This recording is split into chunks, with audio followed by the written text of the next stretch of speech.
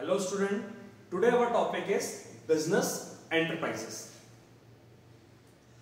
Business enterprises are mainly divided into 5 forms. First is sole tradership, second is partnership, third is joint in the family, fourth is cooperative, and fifth is company form of organization. But here what we are going to discuss the business enterprises in terms of sectors. Means mainly there are 3 sectors, that is public sector, private sector and joint sector enterprise. Here what it means, public sector companies are those companies which are controlled and managed by government, maybe a central or maybe a state government. Here means whole control is in the hand of government of that particular country. Here in terms of our country Bharat, we can take an example like SAIL, Steel Authority of India Limited, BHEL, Bharat Heavy Electrical Limited.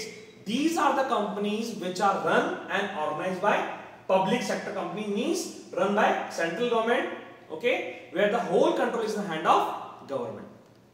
Next coming private sector companies. These type of companies are those companies which are controlled by group of individuals. Okay, they are means individual people, individual company people are going to control these type of companies and these type of sectors. Here mainly like we can take the example from our country Bharat, that is Reliance, Adani, Tata, Birla, Mahindra companies.